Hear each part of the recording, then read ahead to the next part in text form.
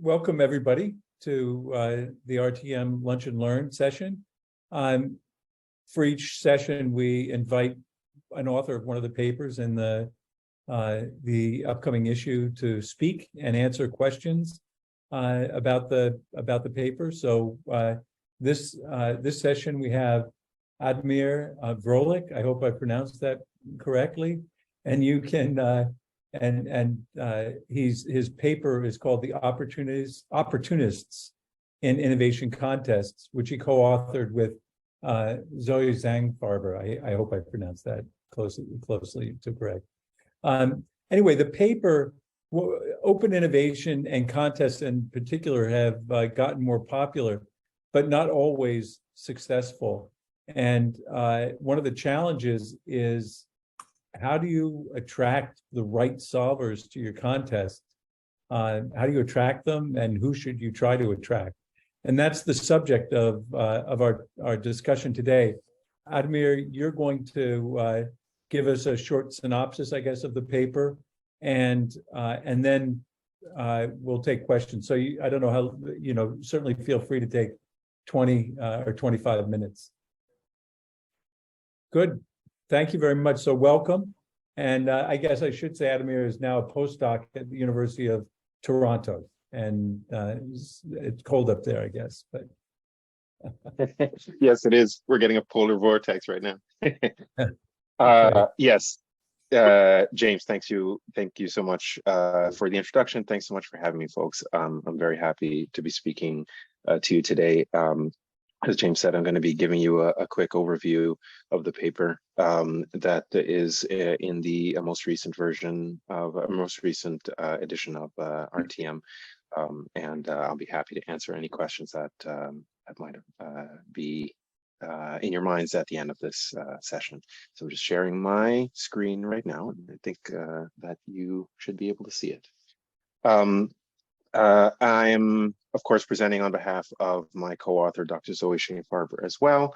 And so what I'm going to be giving you an overview today of is a link that we found between the contest incentives, who is incentivized to participate based on those incentives, and who is most likely to win, which kinds of participants are most likely to win. And so even though we use the term innovation contests throughout this paper and in this talk, you might know them under prize challenges, crowdsourcing contests, technology competitions, what have you. For the purposes of this talk, they all mean the same thing. I'm going to start today's talk at like really high level, really at the 50,000 foot level. So technical organizations, public or private, they're regularly faced with complex problems, and they need to solve those complex problems in order to survive and in order to thrive. It's widely recognized that solving complex problems often requires a different take, a new perspective, or an outsider's input to be able to move forward. So, for example, Bill Joy of Sun Microsystems fame was at one point quoted as saying, "No matter who you are, most of the smart people work for someone else." And so with that quote, he was acknowledging that even for a large organization like Sun Microsystems, people that come from outside of his organization could have really smart ideas that could move his solutions forward, move the problems that they were facing forward. Academics have recognized this phenomenon as well, and they've studied the value of outsider input across a range of different industries. And so what their work was showing is that, kind of in concurrence to the first quote, is that folks from outside of the organization in question, sometimes outside of the industry within which the problem was located, can be very helpful, sometimes even revolutionary, brain-breaking, paradigm shifting, and whatever adjectives you want to put onto that, but it was really valuable. So like one of the ideas behind this is that one of the theories behind this is that outsiders are less susceptible to the existing technical biases and existing ways of doing things that might be hampering that kind of thinking otherwise. So again, at the 50,000 foot level, both the scholarly work and the practitioners have recognized and shown that outsiders can help solve complex problems by generating kind of novel solutions or bringing new ideas to the table. So one way of solving your next complex problem is to gather this kind of input. And so it is in this problem-solving space that we find the innovation contest. So because we know that we want to at least try to gather these kinds of ideas, this kind of input, the contest is a tool to make gathering that kind of input easier. So specifically what it does is the innovation contest allows an organization to gather a range of solutions from a large variety of teams, which we call solvers, or in teams or individuals, which we call solvers, that the organization might not usually interact with. And because it's a contest, because the structure of this tool is a contest, the organization can select the best solutions, or plural solution or solutions among those. And so this tool, of course, is a tool. You can use it for a range of different problems, from like t-shirt design all the way up to like designing the new lunar lander.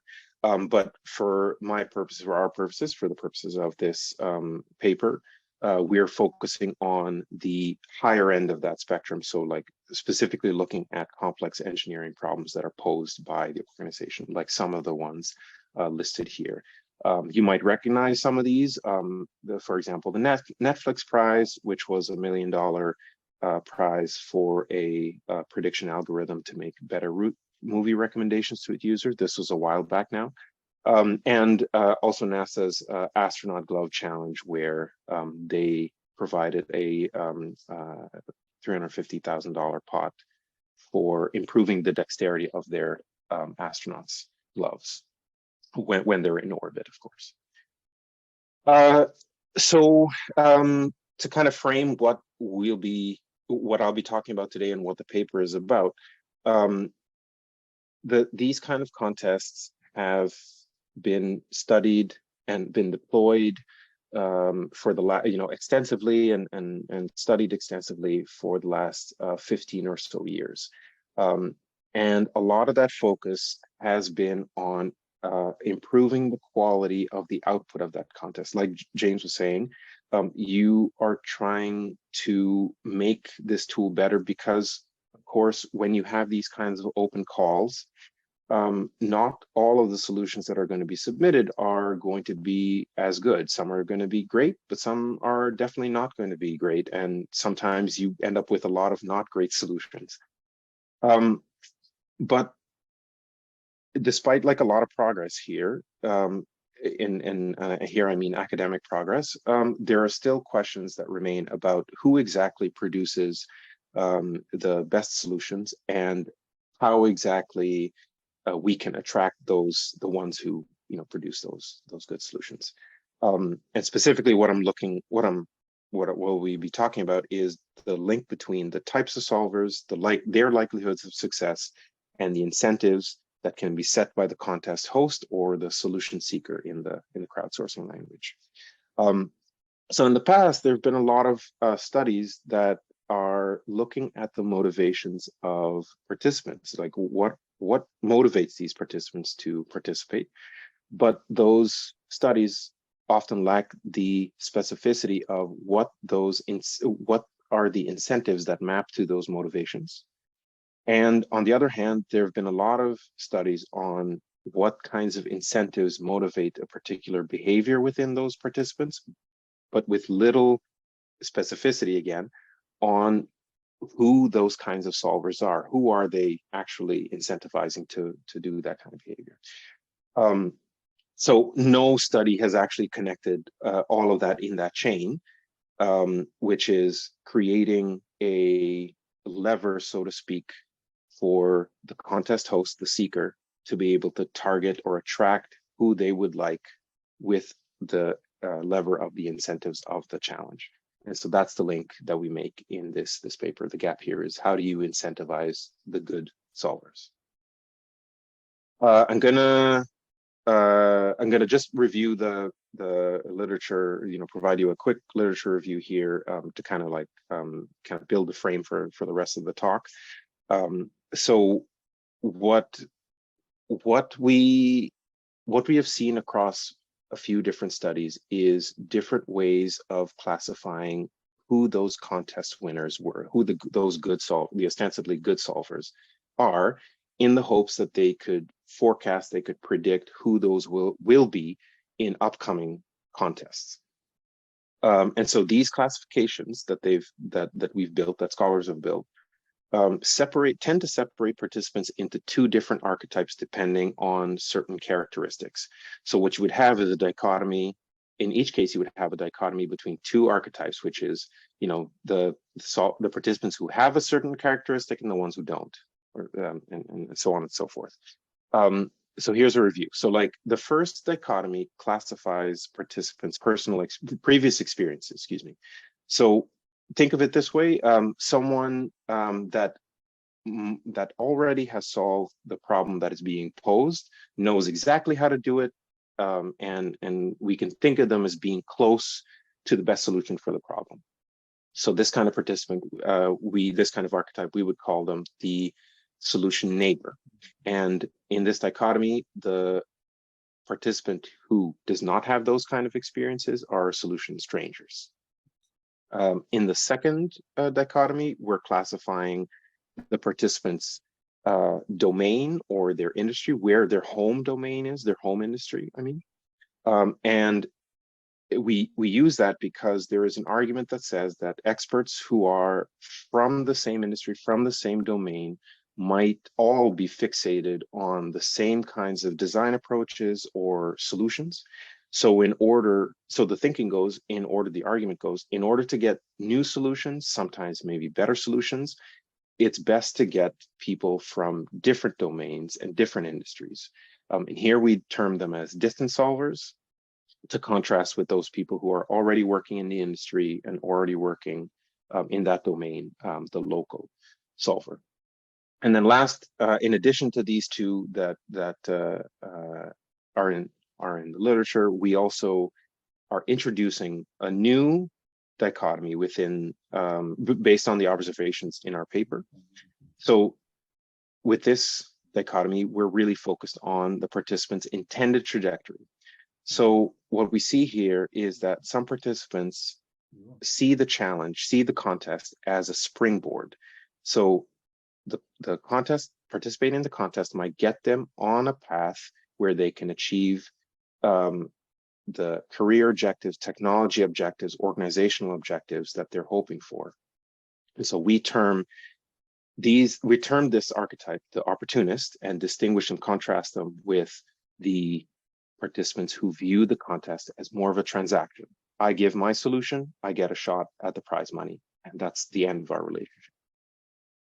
So these are the three dichotomies that we're going to be using throughout this paper, that we use throughout the paper, that we're going to be talking about throughout this presentation.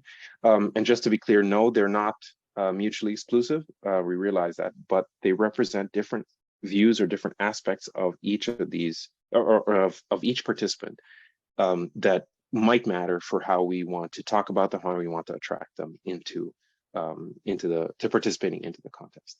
And so what we're going to be looking at is which of these dichotomies best explains the winners within our data set, within the contest that we observed, and how do these three dichotomies express their preferences to incentives? Those are the two questions that are be motivating the rest of this talk. A quick note on research design. I'm just going to be summarizing the most important points here. So between 2016 and 2020, I performed a field study at NASA's Centennial Challenges program, which is the agency's flagship office for these big technology competitions, these innovation contests. And during this time, I observed 7 different contests, and which range from about, I think it was $50,000 worth of prize money, all the way up to $5 million worth of prize money per challenge. they saw participation from each of those contests saw participation from teams from academia, hobbyists, and industry teams as well. And for this research, I talked to 60 of the teams that participated and gathered qualitative data to test the different dichotomies against each other, as I mentioned them in the previous slides. With this qualitative data, I used the standard, tried and true qualitative analysis techniques. And just 2 points on that. The first one is that we were looking for specific characteristics across all of the different teams. So what we did is we classified all 60 teams into the archetypes according to the 3 dichotomies. However, we did not know what the participants were going to tell us that what incentives they were going to tell us that actually drew them to the contest. So we let them tell us what those were, and then we took those responses, analyzed them, and then categorized them accordingly. Yeah, I think that's it for that slide here. One example of this kind of contest, just to give you a feel of what they were asking for and the scope of them. These are a few photos of NASA's 3D printed habitat challenge. Here, this contest's aim was to make progress on certain technologies that NASA deemed necessary for the long duration stay of their astronauts on other planets, specifically the Moon and Mars. NASA teams, NASA in-house teams were working on additive construction technology. So that's 3D printing of buildings using materials that would be able to be found on those planets to be able to reduce the launch costs for the things that they need. So you're not launching a house, you're actually building the house on the planet.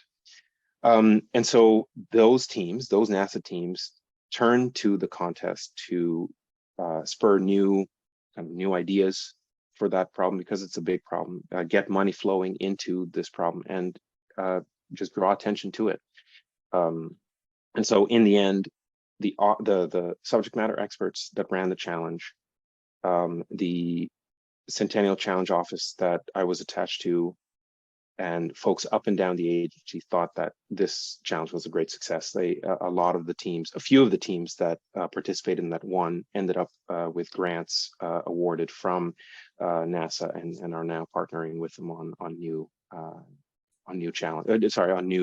technology ventures and other explorations. Within this context, NASA paid about $2 million worth of prizes across 4 sub-competitions, as you can see laid out on the bottom there. And there were 9 prize awards specifically within these 4 sub-competitions. Okay, so I'm going to give you 2 more slides on examples, but these examples are really just to show what our data look like and how a little bit of a snapshot of how that analysis proceeded. So like I said at the top, we coded all of the 60 participating teams according to the 3 dichotomies. And these are the kinds of snippets that we drew out from those, from our qualitative data, to be able to code as we needed to separate them into those categories. So for the solution neighbor, and just a reminder here, the solution neighbor was someone who was already working on a similar or close solution. Here we have someone saying that I was working on this before NASA even had this competition. And they go on to say this was actually pretty close to what I'm doing anyway. For the distance solver, again, this was someone who was not who the space industry was not their home industry.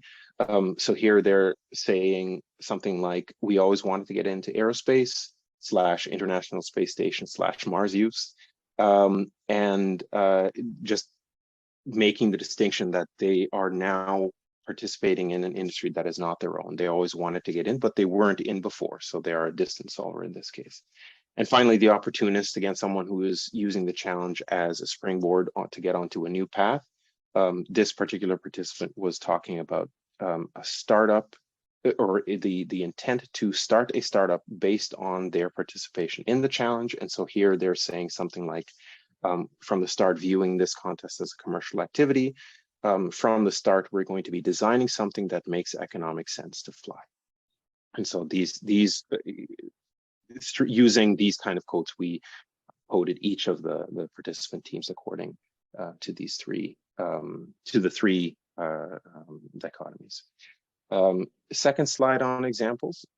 Here, I'm going to show you how we coded the incentives that the participants said that drew them to the contest. So here, we didn't code them deductively like before. Here we coded them inductively. So in this first quotation here, we see that the participant team is mentioning the prize or the money being part of their motivation, but also the launch opportunity. And in pulling out those codes and then coding them, grouping them accordingly, what these translated into is prize money and then access to NASA infrastructure and services. For a second example, using a quotation from one of our teams, the team here said that they were looking to get some publicity, but also getting some contacts with NASA. And so those codes were grouped into those quotes, those snippets were grouped into the codes of networking with space subject matter experts, and of course, publicity, general publicity, that is. And we followed the same procedure for all of them, and then came up with this set of codes for the incentives. And I'll just draw your attention to the first three, which are specific to the space industry, whereas the other 5 were not, and that'll be important a little bit later. Okay, so 2 slides on the results. Of course, this is most exciting part of it. So what did we find? So for the first result that we found, just a reminder that we were looking for how well the 3 dichotomies performed within our data. So how well were the 3 dichotomies in predicting who would win the challenge, who would win the different contests that we studied. So what we're looking for here, we're looking within the column, we're not summing left to right. And so just to kind of show you what these numbers mean, out of the 60 teams that we spoke to, 22 of them were solution neighbors, 30 of them were distance solvers, and 32 of them were opportunists. Again, these are not exclusive, not mutually exclusive. They were just different ways of seeing them. However, the interesting part here is that out of the 22 winners, we see that the opportunists classification captured more of the winners than any of the other ways of viewing the solvers. On top of that, we're also comfortable claiming that not only were most winners across our data set opportunists, but it's likely that all winners across all of the 7 contests that we observed were opportunists, both inside and outside of our data set. So the second slide of that, the second part of that, part of our results is mapping the incentives to the dichotomies that we presented. So again, here on the left-hand side, we see the incentives as we coded them from our participants' interviews, solver dichotomies along the columns. And so these are, and this is a mapping of those incentives to those dichotomies. What does this table mean? So if we just take the first row here, recognition by space subject matter experts, what the first 2 columns are saying is that both in looking at the participants as in the neighbor versus stranger dichotomy, or in the distant versus local dichotomy, all 4 of those archetypes said that they were attracted by recognition by NASA and other space subject matter experts. However, in the last column, it was only the opportunists who said that that was a reason for them to participate in this challenge. And so on and so forth across the different rows. So what we see here is that so even though there are, these are established ways of looking at who the different participants are, we can't necessarily, or it's very hard to distinguish them based on their preference for incentives, because a lot of those incentives overlap between the two groups, besides two of them, of course. We see the stranger and local having only one of them being attracted by that. But that's not the case for the opportunist. The opportunist has a clear distinction, and for quite a lot of those incentives, they are very clearly distinguished between themselves and the transactors.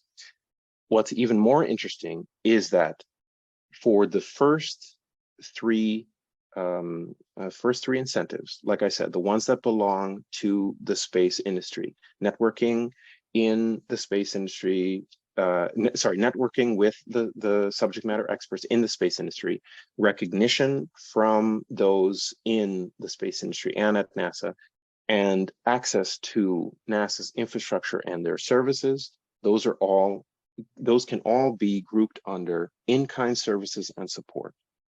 And so what results from that is that we can say that the opportunists were attracted by in-kind incentives, and it was only the opportunists that were attracted by in-kind incentives, not the transactors. So this provides us with a way to solely target the good solvers from this dichotomy, and that's not the case in the other two ways of viewing the participants. Okay, this is my last slide. Just to wrap up here. So at the 50,000 foot level, again, organizations, private and public, they're looking to solve they're looking to solve their complex problems, their complex technical problems, and they're more and more they are turning to innovation contests to do so.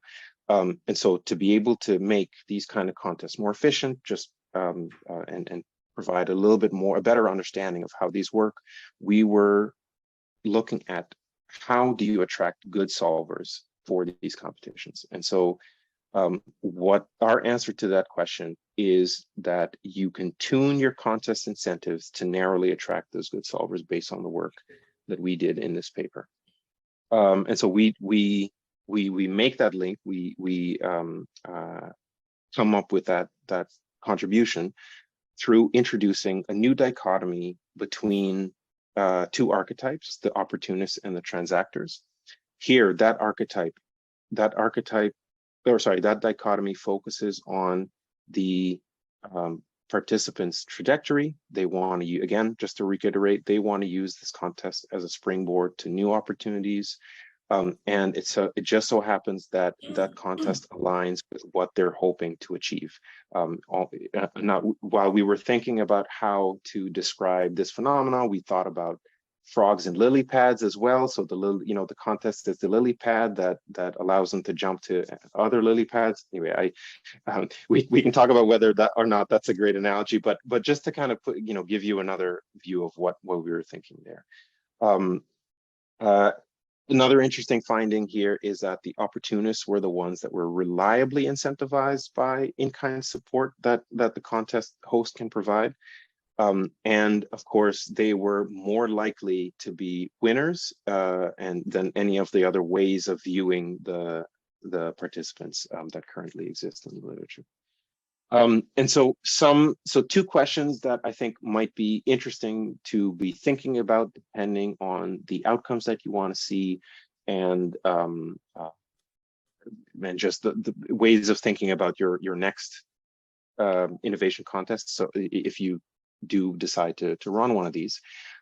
So what we're providing here is a way to narrowly incentivize, narrowly attract these kind of solvers, some of them who want to participate long-term in the industry, increasing the kind of industrial base and increasing the let's say the number of effort, increasing the effort and the people that are working on this problem. And that's a question of whether that's right for the particular problem. Sometimes for some of these, maybe a long-term engagement is not in the cards, not desirable, or just not something that is of interest. And short-term engagement is more advantageous to the particular contest host or to the problem that is being posed. But definitely for NASA as a government agency and other government agencies that I spoke to, the Canadian ones being a good example of that too, for them this kind of setup was very interesting because of that longer term ability, the longer term possibility for engagement, let's say.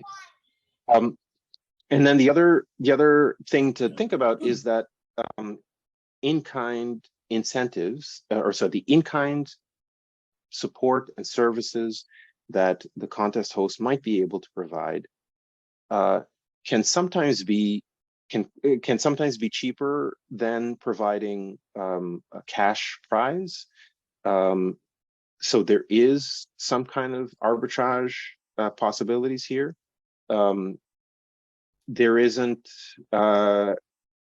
We have not explored this in enough depth to really state how this would work in more depth than just saying that we recognize that there's a value difference between the incentives that are being provided and what their perception of value is across different participants. I think we need to, we would need to flesh that out in further work. But just raising that thought in your mind that some of these prizes are cheaper for the host, but more valuable for certain kind of participants. So there is an ability to leverage that mismatch. And I'll open the floor to more discussion on that. Quick thank you on thanking NASA for funding this work, and thanking the Centennial Challenges Office for their support, and other folks, non-NASA folks, also for their support. And I'll leave it at that. Thank you so much. Very good. If you have questions, you can raise your hand. Raise your little virtual hand, or you can type something into chat, and I will try to get to it. I as people are formulating their questions, I have one, which is, in the case of doing something with NASA that has this sort of real appeal to it, what if you're a company that's doing something like making refractory brick or something like that?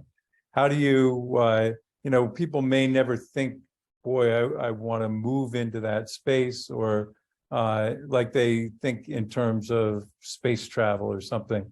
Where, I just picked that one. It could be almost anything else. An industrial company that's making steel, or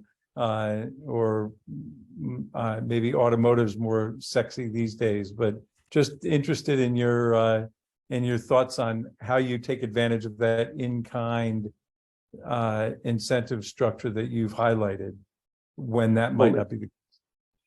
Yeah, totally. So you're absolutely right, James, that I think the last number I heard was for a contest that has the NASA logo, the NASA meatball, they see a 20% increase in participation just because NASA is the let's say the problem holder. But I think that the idea of in-kind prizes and attracting specific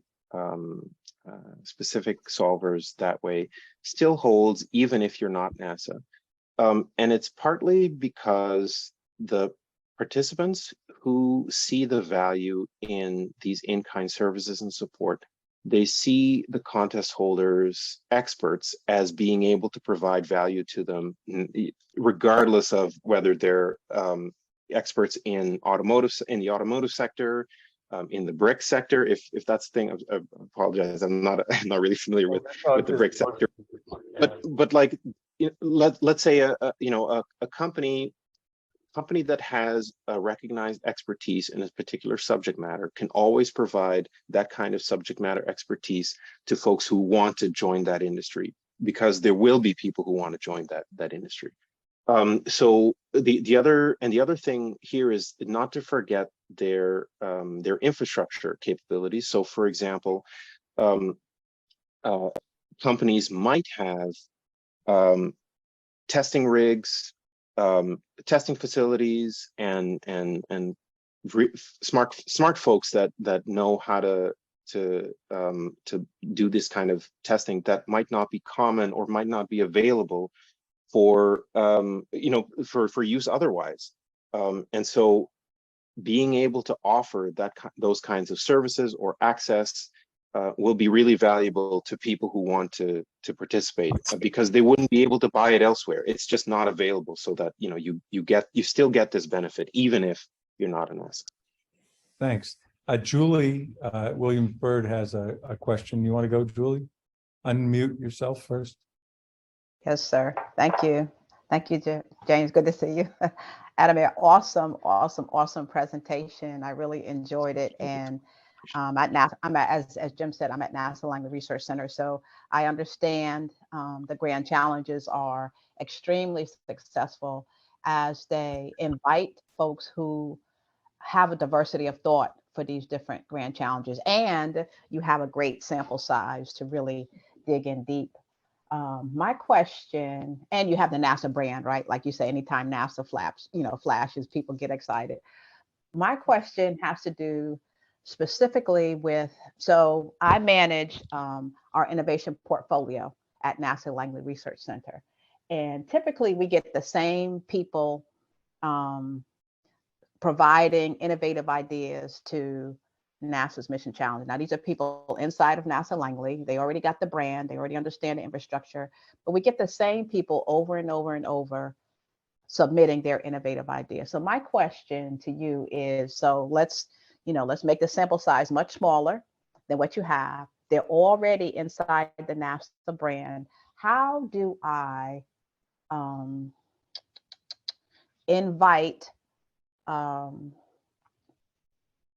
others who, so I'm looking for diversity of thought, right? I'm looking for ideas that are not in the box, right? As you state, certain people always think the same way to the same problem. I'm thinking about, how do I include, how do I get other people? How do I make a safe place? How do I incentivize other people to apply for these opportunities? Because most folks think, well, so-and-so, and the research director, it always applies and they always get it. How do I, besides walking around the campus and talking to people, how do I don't know what the words are. How do I incentivize? How do I show that everybody is welcome and their thoughts and ideas are important? Yeah, that makes sense. That's a great question, Julie. That's and a tough one too. I think there was, so when I studied the different Centennial Challenges, what I was also I'm very happy to have participated in is some of the brainstorming sessions where we had folks from Marshall, from JSC, from KSC, sitting together in a room and thinking about what the problem should be and what the problem, and trying to scope the problem in a way that they're not excluding or not like saying this kind of problem would only be able to be solved by folks that are X, Y, or Z. So I think one part of that might be in figuring out a way to scope the problem, to pose the problem in a way that doesn't exclude, or let's say doesn't exclude certain folks, or on the contrary, doesn't call out to only a particular subset of NASA folks that they're able to respond to it. And the other thing that I think I'll say here is also that Centennial Challenge, the Centennial Challenge program is an interesting platform because it has an external focus, even if the problems that they pose are germane to folks at Ames, at JSC, at KSC, at wherever. The platform itself is focused on a different community of people, let's say. So I'm wondering if another part of the response to your question is that maybe trying a different platform to get that, like, inside of NASA still, but still, like, quote unquote external view. I know and now I'm really going into the weeds, but I'm wondering if the NASA at Work platform might be one avenue to pursue. I haven't posed anything there myself, so I'm not as familiar with it, but I do know that tries to reach, a broader audience within NASA. But those are just my thoughts here. Maybe I may have to think a little bit more about what else would be like something smart to say here. But those are thoughts off the top of my head for that. That was great. Thanks so much. I appreciate it. Thank you. No problem. And Dan Humfeld has the next question. Good afternoon, Dan Humfeld from the Boeing Company. Have you considered looking at these factors in the same sort of context where we use Hertzberg's two-factor model? So for those not familiar with it, when we're studying motivation at work, Hertzberg's two-factor model is one that says some things you think about are hygiene factors, and you have to have at least a certain amount of them, such as pay, safety, security. You have to have a certain amount of them or people will dislike their work. And other factors are motivators. Those are the ones that get people excited about their work. Have you considered for future studies looking into that? Is there a floor for the prize money below which even your opportunists aren't going to bother participating? Dan, that's a great question. And I'm not familiar with that particular branch of the literature. But I will say this, that it does connect to some of the observations that we had within the challenge. So there was definitely a sense among some of the participants that I interviewed, some of the participant teams that I interviewed, that had there not been a significant is not the right word, but had there not been some amount of prize money, maybe a good amount, and again, I'm using vague terms here, but had there not been that prize amount, it would not have signaled to them that NASA would have been serious about the kind of problem that they were posing. But I'm hesitant to connect that to a number because I think that because I don't know what the link there is specifically enough to say something like definitive on that. But I absolutely agree with you that there are certain characteristics about challenges, about contests, that would need to be in there to signal to them that this is worth their time. But I'm hesitant to put a number on it because, of course, that gets into more of the value calculation of, well, if I get time on a hypersonic wind tunnel, was that worth more to me than getting $100,000 worth of prize money? Or if I get an opportunity to be on the next space, the next launch, one of NASA's launches, is that worth more to me than $200,000 worth of prize money, $500,000?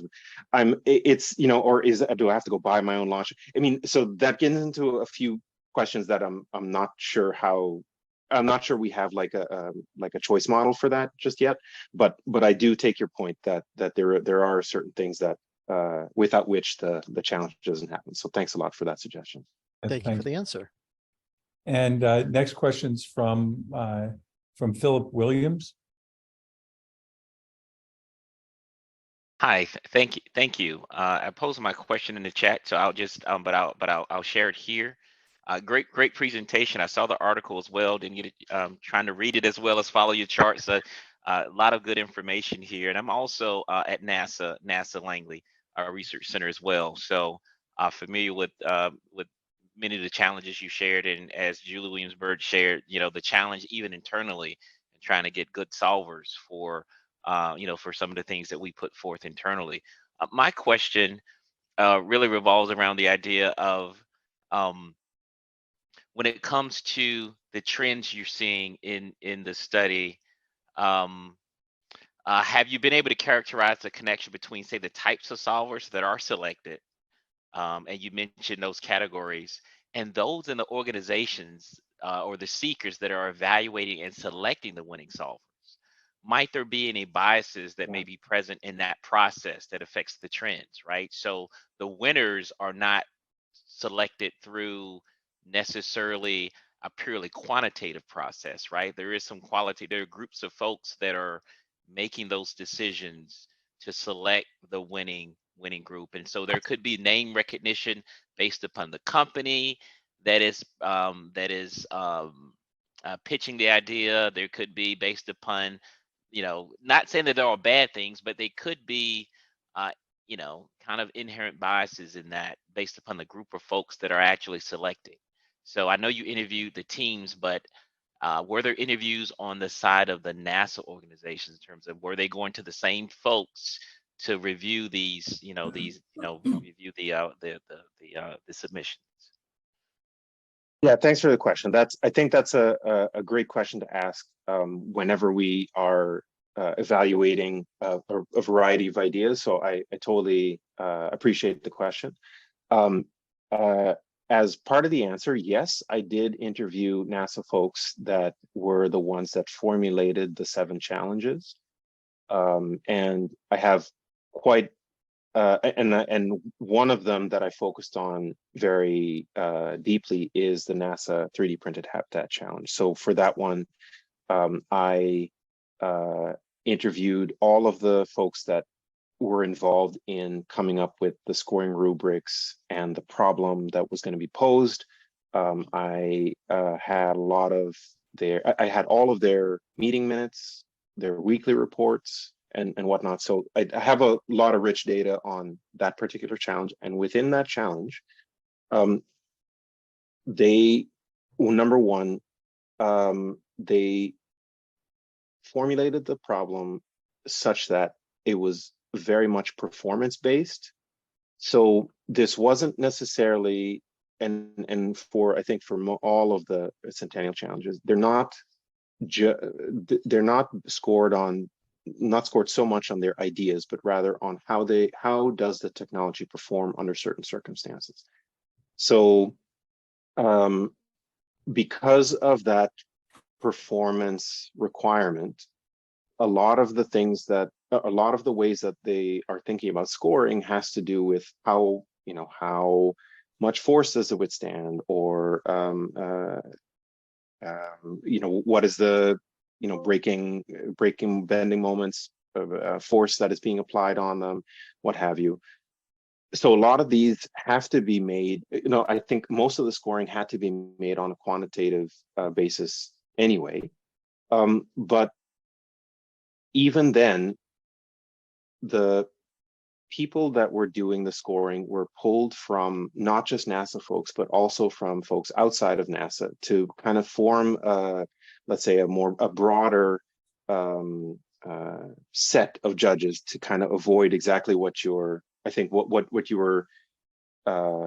mentioning, the idea of us, a cadre within NASA, or a cadre of a collection of experts thinking, well, we know who will be a winner here, so we're going to select for that. So I think that they tried very hard to get away from any kind of expertise bias one way or another. And I think that, and I would assume that played out across the challenges where I did not have the opportunity to observe how that formulation process happened in depth.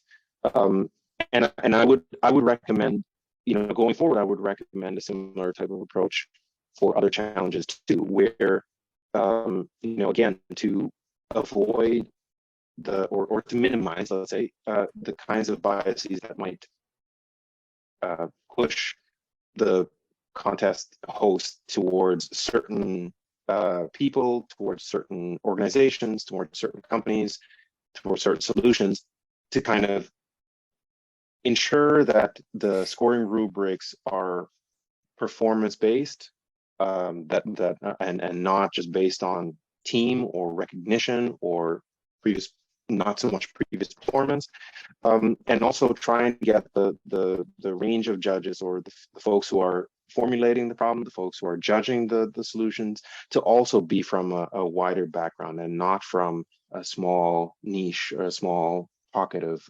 folks. I'm hoping I'm addressing the question there. And Yeah, I think thank you. Wayne Howe had a point that supports it.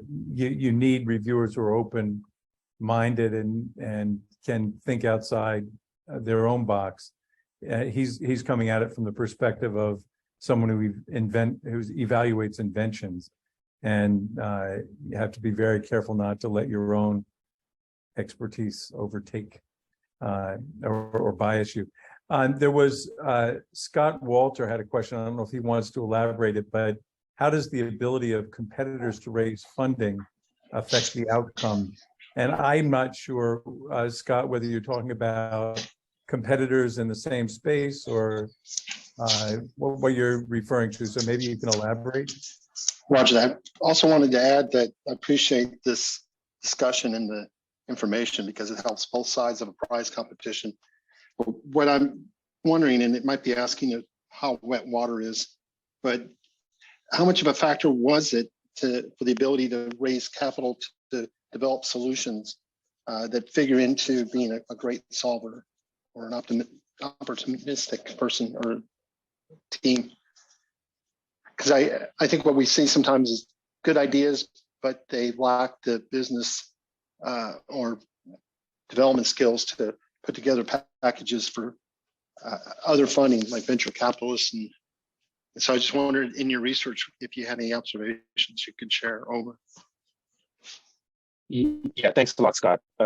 And I don't have a systematic answer for that. However, from the observation that we see, I did not see that link. But one thing I will say here is that most, if not all, of those challenges that we studied had kind of like a gradual increase in the scope and difficulty of the problem, so that teams, if a team was successful early on, where let's say the scope of the problem was smaller, they won, they got a nice prize pot that could be put towards their effort going forward. So it was not, they were not thrown, let's say, proverbially thrown in the deep end with the toughest part of the problem right away, but rather they were, the different stages of the competitions allowed them to kind of build on the previous successes within that competition. Another part of that answer is that we weren't privy to the fundraising abilities of each team. So I apologize. I really, we don't have those kind of numbers. But I know that even on the Canadian side, especially the Impact Canada program has recognized that might be a possibility, and so to counter that possibility, even in however form it may or may not exist, they've really front-loaded the prize pots in the early stages of these kind of challenges. So, teams might go home with, in first stage of a prize, like the first 5 teams might go home with $50,000 or more to kind of build to the next stage. So I take your point, although I don't have an answer here. I take your point that at least some of the contest running organizations have recognized that this might be a problem, and so have started to kind of like tailor their contest structures accordingly. I think we may have time for one, maybe 2 more questions. Wayne Howe has made a comment here that there can be a prejudice from the existing technical community, sort of not invented here syndrome. I know NASA did an awful lot of work to overcome that as they built up their challenge capabilities. What are your thoughts on that? The resistance to the outsider solutions? especially by the evaluators. Yeah. So again, so I'm speaking about the folks that I observed that were formulating the problems that went to these Centennial Challenges. Again, I don't want to speak for the whole organization, but honestly, I saw folks being very, very, very excited about outsider solutions. But they needed to be good though. And this is not just ideas for ideas' sake. They wanted to get good folks, good teams, wherever they came from, into the NASA orbit, because the engineers and the technical folks that were working on these problems were like, we need this industrial base to get to the moon and Mars. Switched a little bit, to get to the places that we need to go in the timeline that we wanted to get there. It did not matter where they were coming from. It did not matter that they were, it actually was more exciting that they were not from the more established names. But they wanted to get this infusion of ideas and of of new effort. And I will say one more thing here too, is that it actually, these kind of things also benefit the established players already, because these kind of Kathy, can you I mute? think someone's Yeah, go ahead.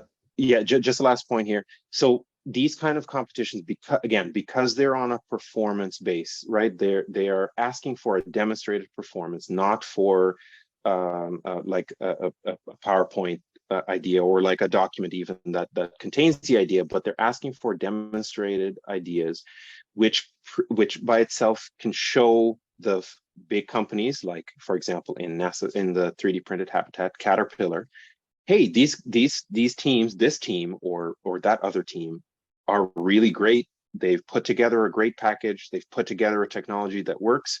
Maybe you'd be interested in investing in them. Maybe you'd be interested in partnering them in some way. So again, just based on the work that I did across those centers and across those problems, I did not see this kind of not invented here resistant. I definitely saw the opposite. Yeah, that's good. I mean, I think NASA may be an unusually receptive. I think they did an awful lot of work to create that cultural acceptance. I certainly have seen some of the same things that Wayne has seen. And thank you is what the other comments are from people. Thank you for taking the time. Thank you for sharing your work and writing the paper. Thank you. And we appreciate it. Just one comment for those on the line. IRI also, in addition to these lunch and learns, offers sort of seminars. There's one coming up on foresight on the 15th. So I don't know, Victoria, if you can tell people how to get there from, you put it in the chat. So if you're interested in foresight and how that can affect innovation, just go to that link. And with that, I just say thank you to you, Admir, and to all of those who attended and asked questions. We appreciate it. And it's good to see you all. Thank you so much. Thank you. Bye-bye. Take care.